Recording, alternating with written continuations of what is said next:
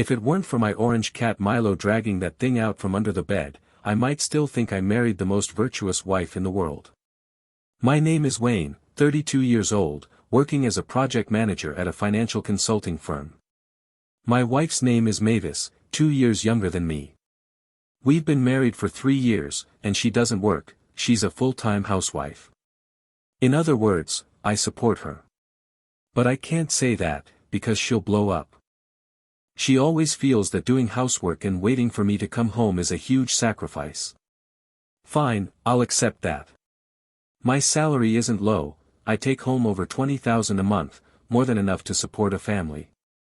I have 3 years left on the mortgage, and the car was paid for in full. Life is pretty comfortable. At least, that's what I thought. That Friday, I got off work a little earlier than usual. The project was wrapping up, so no overtime needed. I was home by 6:30. The smell of braised pork hit me as soon as I opened the door. "Honey, you're back. Go wash your hands, dinner's almost ready." Mavis peeked out from the kitchen, beaming. Milo, the orange tabby, also came running over to rub against my legs. "We got this cat right after we got married. Back then, I wanted a dog, and she wanted a cat. In the end, I gave in, and we got this orange tabby. 3 years ago, he was the size of a palm, now he's as plump as a lump of fermented dough." I changed into my slippers and was about to wash my hands when I noticed Milo holding something in his mouth. "Spit it out." I reached out my hand. Milo obediently placed the item in my palm, then crouched down with a look that clearly said, "Aren't I great?" It was a USB drive. Silver, with a label on it that read, "Project Materials." Small and ordinary, but the problem was, I had never seen this thing before. "Honey, is this USB drive yours?" Mavis came out of the kitchen carrying a dish, glanced at it, and shook her head. "No, it's not." "Where did it come from?" "Milo brought it out from the room." She frowned slightly, not giving it much thought. Maybe the repairman who fixed the washing machine left it behind. "Didn't someone come last time and work on it for half an hour? Don't you remember? She mentioned fixing the washing machine 2 weeks ago. A USB drive lying under the bed for 2 weeks. That didn't seem quite right. But I didn't think much of it and just tossed it into the drawer. We were both in a good mood that night. Mavis even opened a bottle of red wine, saying it was to celebrate the end of my project. After a couple of glasses, her face flushed, and she came over to sit on my lap, wrapping her arms around my neck and acting coy. "Honey, my younger brother wants to stay at our place for a few days next week. Is that okay?" "Sure, he's not a stranger." "You're the best, I knew it." She gave me a kiss. I held her, catching the scent of her hair, feeling pretty good inside. But you know what? I only found out later that her unusual attentiveness that night wasn't out of happiness, it was out of guilt. I didn't think much of the USB drive. What really made me suspicious came 3 days later. That weekend, I went with Mavis to her best friend's place for dinner. Her best friend, also named Mavis, worked in insurance and was a pretty cheerful person. She had 2 cats at home, littermates of Milo. During the meal, Mavis casually said, "Mavis, you've been looking great lately. Did you secretly get some medical aesthetics done?" Mavis smiled awkwardly. "Not at all, I've just been sleeping well." "Really? Your Wayne is never home. Can you really sleep well alone?" Mavis joked. Mavis's face stiffened for a moment, but she quickly broke into a smile again. However, I caught that fleeting moment. I'm not a sensitive person. But after 3 years of marriage, I know her. When she lies, her right eyebrow twitches involuntarily. That night, when I got home, I was extra cautious. While she was in the shower, I went through her phone. I've known her phone password for a long time, it's our wedding anniversary. She never guarded against me. I used to think that was trust, but now I realize she probably just thought I was too dumb to check. The chat history was spotless. Too spotless to be normal. Conversations with a few close friends are all about daily life, and those with colleagues are all about work. But there's one contact named Ronan with an empty chat history, only the most recent message, a sticker. I tapped on it and found that all the previous records had been deleted. Why delete them? Unless there's something wrong. I didn't touch her phone and put it back where it was. The next day at work, I contacted my college roommate, Colin. This guy is a tech geek, now working at a cybersecurity company doing penetration testing. Basically, he's into that hacker stuff. Colin, take a look at something for me. I brought that USB drive with me. He plugged in the computer, fiddled with it for 10 minutes, and his expression turned strange. Wayne, is this USB drive yours? No, I found it at home. There are quite a few files in it, and one of the folders is encrypted. I cracked it. He turned the screen toward me. What did I see? A bunch of photos. Not ordinary photos, they were pictures of Mavis with a man. Some were on hotel beds, some in restaurants, and even in my living room, with Milo sleeping on the sofa in the background. I knew that man. Ronan. He wasn't a washing machine repairman, he was a project manager from one of my company's partners. We had met a few times before and even had meals together. He was quite tall, average-looking, but very articulate. At that moment, I felt as if someone had poured a bucket of ice water over me from head to toe. Colin noticed my expression and patted my shoulder. Bro, you okay? I didn't say a word. I looked at the photo 3 times to make sure it wasn't photoshopped. One of them was taken just last month. That day, I said I was on a business trip, but I was actually in the city meeting a client and went home in the evening. Mavis said she went to bed early and didn't wait for me. I remembered that when I got home that day, she was indeed already asleep, with all the lights turned off. I thought she wasn't feeling well. Is there anything else? I asked. Colin hesitated for a moment, then pulled up another Excel file from the USB drive. It was a record of bank transfers. Mavis had transferred about over $400,000 to Ronan over a span of a year and a half. It was split into many transactions, each under $20,000, probably to avoid triggering the bank's risk controls. Over $400,000. My mind was buzzing. That was nearly half of my savings. She usually manages the money, and I never really asked about it. Every month, my salary went into her account, and she handled the rest. I thought she was managing finances, but it turns out she was managing someone else. That night, I went home and didn't lose my temper. I even smiled and said goodnight to her, kissing her forehead. She slept soundly. I lay beside her, staring at the ceiling, unable to sleep all night. The next day, I started investigating quietly. First, I canceled my salary card and got a new one, and I also changed the deposit account at my company. Mavis won't notice for now, because her daily expenses are covered by another card of mine, which still has tens of thousands of yuan left. Then I started to recall. When was that over 400,000 yuan transferred out? Last year, I received a year-end bonus of 150,000 yuan, and she said she would put it into a fixed deposit. At the beginning of the year, my mom gave us 100,000 yuan, saying it was for us to buy a parking space, and she said we'd save it for now. In the end, it all ended up in Ronan's pocket. I contacted Colin and asked him to look into Ronan's background. That guy has connections everywhere and can dig up a lot of information. 2 days later, Colin handed me a file. Ronan, 35 years old, had been married once and was now divorced. It wasn't due to a falling out in their relationship, he had swindled his ex-wife's money to gamble, racking up a mountain of debt. His ex-wife's family had some connections, and they got him locked up in prison for 6 months. After getting out, Ronan moved to a different city, came to our area, and joined his current company. On the surface, he's a project manager, but in reality, he's borrowing money left and right, robbing Peter to pay Paul. More crucially, not only is he having an affair with my wife, but he's also keeping up ambiguous relationships with 2 other women. One of them has already transferred over 200,000 yuan to him. I stared at that document for a long time. Over 400,000, plus the two other women's over 200,000, totaling over 600,000. What did he need so much money for? Colin also told me that Ronan had been looking at houses recently, put down a deposit, with a down payment of around 800,000.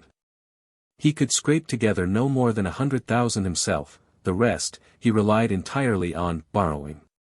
Is he planning to buy a house and run away? I asked. Possibly. Once he buys a house, it becomes his asset. Can you get it back? Unlikely. I let out a cold laugh. Trying to use my money to buy a house and live with another woman? Dream on. But I wasn't in a hurry. I hadn't figured out how to close the net yet. But I knew they had to pay the price. Over the next week, I acted like a perfect fool. I went to work on time every day, occasionally worked overtime, brought home some fruit and snacks, and told Mavis that work had been busy lately, but the project bonus was coming soon, about 200,000. Really? Her eyes lit up. Really, it'll be in the account next month. She smiled sweetly. Watching that smile, I felt like I had swallowed a fly. During that time, she contacted Ronan more frequently. I didn't know what they were talking about, but once I pretended to be asleep and heard her on the balcony, speaking softly on the phone. He's been very busy lately and hasn't been paying much attention to me. Well, don't worry about the money, he said he'll get a bonus next month. Yes, 200,000. Plus what we've saved before, that should be enough, right? After hanging up the phone, she returned to bed, turned over, and went to sleep. I caught a faint scent of her perfume and suddenly felt a sense of unfamiliarity. We've been married for 3 years, and as she lies beside me, her mind is scheming how to drain my money. This feeling is even more disgusting than finding out she cheated. Cheating might be a momentary impulse. But swindling money is premeditated. I decided to speed things up. I discussed a plan with Colin. Simply put, it was to turn the tables on them.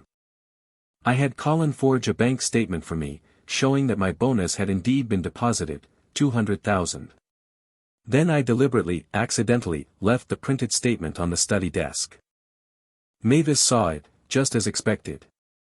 That evening, she brought it up with me, saying that a college friend of hers was running an investment project with a high return rate, and she wanted to invest a little. How much? I asked. 300,000. Do we have that much money? She hesitated for a moment. We've saved some before, plus your bonus, it's just enough. Invest it, and we'll break even in half a year, and even make over 100,000. I pretended to hesitate for a long time, then finally nodded, all right, but I need to meet that classmate of yours and learn about the project. Mavis was taken aback and quickly said, no, they're very busy, and there are limited spots. You have to pay first to secure a share.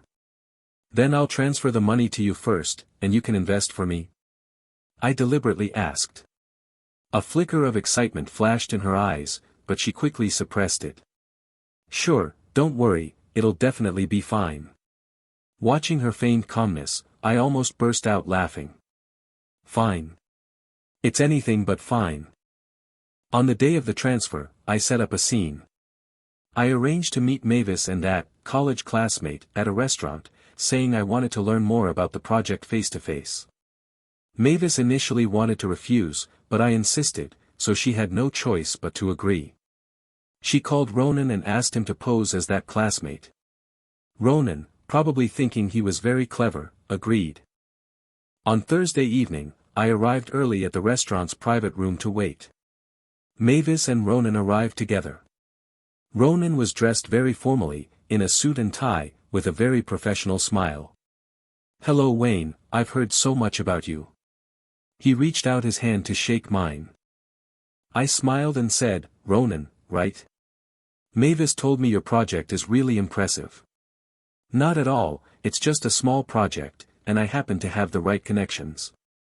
We sat down and ordered our dishes. I took out my phone, pretending to check messages, and sent Colin a text, I'm here. Colin replied, 10 minutes.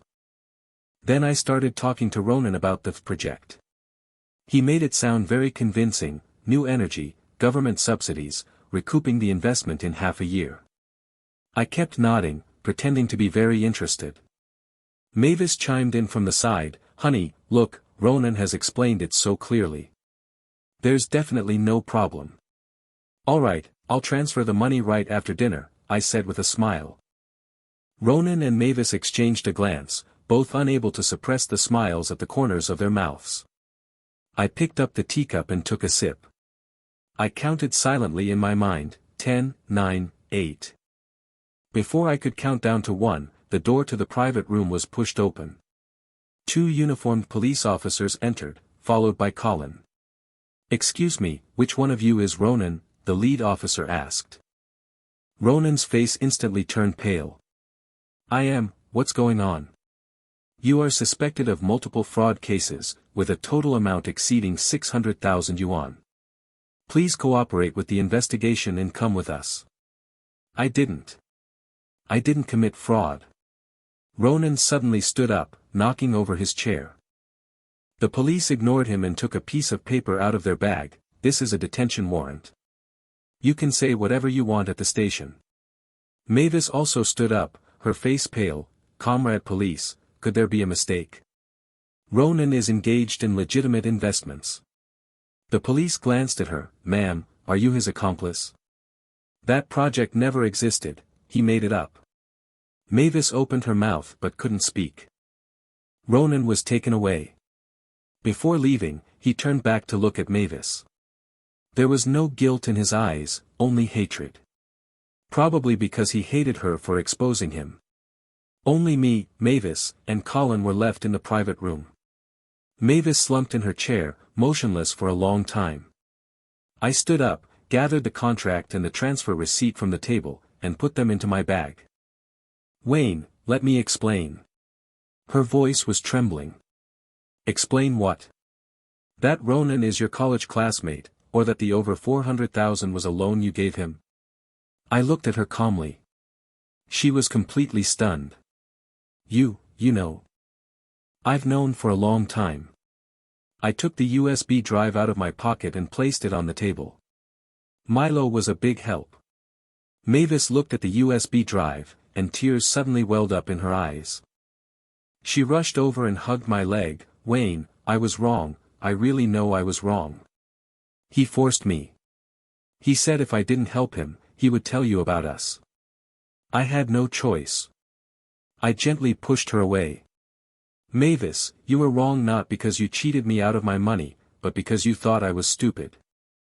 I walked to the door and glanced back at her. "I've had the lawyer draft the divorce papers. I'll send them to you later. Move your things out within a week." Wayne, you can't do this. We've been married for 3 years, and this is how you treat me." I didn't look back again. It was only later that I learned more details. After Ronan was taken in, he confessed to many things. He had not only deceived Mavis but also 2 other women, with the total amount adding up to nearly 1 million. The down payments for those house purchases were all pieced together from his scams. Mavis's relationship with him had started as early as the first year of our marriage. Ronan was introduced to her by a former colleague. At first, they just chatted, then it progressed to meeting in person, and later, there wasn't much more to say. When Mavis transferred that over 400,000 to Ronan, she did so under the guise of family investment. The bank transfer records are all there, along with the photos and chat logs on the USB drive. The chain of evidence is very complete. I hired a lawyer and sued Mavis and Ronan for joint fraud. Although property acquired during the marriage is considered joint property, the court supported my claim because Mavis transferred a large sum of money without my consent for illegal purposes. In the end, Ronan was sentenced to 7 years, and Mavis, as an accomplice, was sentenced to 1.5 years, with a 2-year suspended sentence, but she still had to repay me over 400,000 yuan. She couldn't pay it back. She didn't have a single cent to her name. The house was my premarital property, and so was the car. Her parents lived in their hometown, with modest means, and couldn't come up with that much money. The court ultimately ruled that she would repay the debt in installments from her future labor income. In simple terms, she had to work to pay me back. On the day of the divorce, she cried bitterly. I didn't cry. From the moment I walked out of that private dining room, I had nothing left to cry about. Now, I live alone in that apartment. Milo is still here, getting more absurdly fat by the day. Every day when I come home from work, he crouches by the door waiting for me, rubs against my legs, and meows. Sometimes when I sit on the sofa watching TV, he jumps onto my lap, curls up into a ball, and purrs. Colin asked me, "Do you still hate her?" I thought for a moment and said, "No, I don't. Hating someone is too exhausting." "Then do you still believe in love?" I smiled. "I do. I just have to keep my eyes open." Milo lifted his head, glanced at me, then lowered it again and continued snoring. The sunset outside the window was beautiful, a tangerine red, like the fur on his body. I patted his head. "Thank you, little chubby." He ignored me, sleeping soundly. Later, occasionally someone would ask how I found out something was off with my wife. I would say, "Thanks to my stupid cat." They often didn't believe me, thinking I was joking. I couldn't be bothered to explain. Some things are just like that, the most insignificant little thing you'd never notice ends up helping you out at a critical moment. Milo usually does nothing but eat and sleep, too lazy to even catch a mouse. Who would have thought it would dig out a USB drive from under the bed? Life is probably like that too. You think everything will stay peaceful, until an unguarded moment when everything gets turned upside down. It's not that the bad things aren't hidden well enough, but that when the time comes, what needs to be revealed will always come to light. Now, after work every day, I still go grocery shopping, cook, and feed the cat as usual. Milo crouches by the stove, squinting as he watches me busy myself. Occasionally, I talk to him, and he responds with a meow. Colin says I'm living the life of a solitary old person ahead of time. I say no, it's peace and quiet. Sometimes, when I wake up in the middle of the night and find the space beside me empty, I do feel a bit unaccustomed to it. But I turn over, feel the warm, furry lump by my leg, and think it's not so bad. Life has to move forward. But from now on, if I ever find a partner, I'll have to bring them home from Milo to meet first. It has better judgment than I do. Of course, that's just a joke.